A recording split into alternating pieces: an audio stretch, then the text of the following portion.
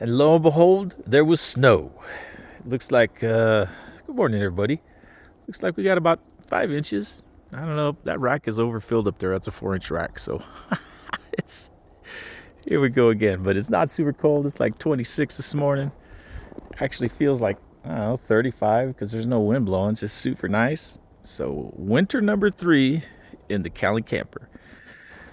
Done a lot of upgrades this summer, and I'll show you guys some of that stuff I did that was long overdue. I was still finishing insulating that building so that I have a secure dry storage. 2 garages they just got 2 front doors, so there's not a whole lot going on there. But man, look at this morning. Dang. Got the new flagpole put up. Got the new flag Old Glory up there. She's looking good. Plenty of snow up there. That would be a ski resort. But yeah, we'll take you in today, and let's go around this way. Take everybody in today and show you some of the stuff I did over the summer that will make this winter when it gets into. We had some negative temperatures last year, and it was very interesting. So let's head on in. And here we go. So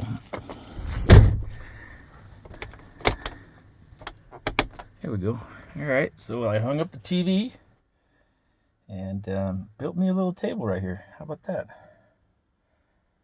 So I actually got a little table spot now where I can eat and drop things when I come in. Matches this material, but I just put olive oil on the table and it came out killer. Look at this. That's the stuff you buy at Home Depot, 4x8 sheets. They're like 30, 40 bucks maybe. But got all my shelving in. That all happened. Like I said, I finished up this counter here that didn't go the whole way across. It stopped right there. So I added that on. And then added this flip-up table on. Haven't covered the batteries yet, but we're going to work on that. Those are 225 amp hours, so it's basically one big 12 volt. Oh yeah, check this out. Put these sliding doodads down here. Scraps also. Just a rail sitting on the carpet. And up into a slot on a piece of wood right underneath my bed here. You can kind of see it right here. Like that. Just a slot. Scrap, slot, scrap, done. Now the wheel wells are what I have material for. And it's just an adhesive, but it's like a 1/4 inch thick padding, kind of like neoprene, like wetsuit stuff. But yeah, but this table came out cool. It just slides in a slot back here behind, right into the wall to that cleat, and then just has a hinge right here. And I'm gonna pop the pin out so I can take that leg off when I have to move and get mobile. But yeah, it's a little kitchen, and I have my little stove right here for a propane bottle. That's my cooking and actually emergency heat, because it works really good for heating this 48 square feet like quick, super quick. All the windows are doing awesome with the triple layer, and yes, there's still condensation even if you crack your roof. Like I said, I got 3 seals up here now, and you still have to, go around and wipe the aluminum because they're single pane windows. It just kind of goes and makes condensation on all that aluminum railing. So, but yeah, this is going to be year number 3 I've been living in here. And yes, I'm on my property and I have water and, trash service and electricity, but I'm still, taking this thing and finding places to dump it every 7 days or 10 days, whatever. Worse in the summer because it gets warm, and you know what that does. But yeah, this little guy right here has 3 bars of quartz, and I only use 1 on the setting here. If you go from 1 to 8 or 10 or whatever that is on a clock, I only use it on like number 4. You can hear it, and it'll maintain that temperature year round, literally.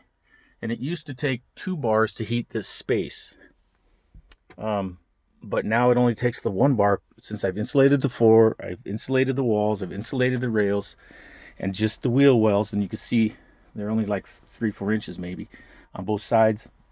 The doors don't need it. They do fine. And, you know, there's a little bit of transfer because these walls are, yes, only an inch thick. So it's a 6.5 R factor on the walls. But you do the steel bed and you do the floor, and oh man, what a difference. What a difference. And I do have a charger from my alternator right there, and it is manual, so I have to hook the negative up to my battery. I keep that unhooked, and then I turn this on, and that turns the juice on from the alternator, and I can charge my batteries. So on top of the roof, there's 400 Renogy, and I can also charge from my alternator if I needed to. But I got the stereo up there that was in a boat we used to do the river fun on, and I got these speakers down here, so I want to kind of hook that up, I think, this winter. But then getting this table put in, getting the counter finished, all these little things that, getting even the stinking TV hung up, you know, where I can see it when I'm chilling right here, has been a huge improvement on having those home creature comforts, if you want to call it that, while I'm waiting to build my house. You know, this situation that we're all facing, you know, front row center with the mess that they made. You know, some people are struggling worse than others. I say I'm in a position where I'm struggling, but I can work a little bit. Our health is limited to full time, but that's a whole nother story. We won't even get into that. But yeah, it's not hard to build these camper shells, and they're not expensive. These older shells, I have one sitting in the yard that was given to me, so you can find them. And I think I'd take a shell over a full build, because you lose all of that box space on the rails when they box in the camper, because they box them to the inside of the fender wells. So you lose like, 8, 10, 12 inches inside your floor area.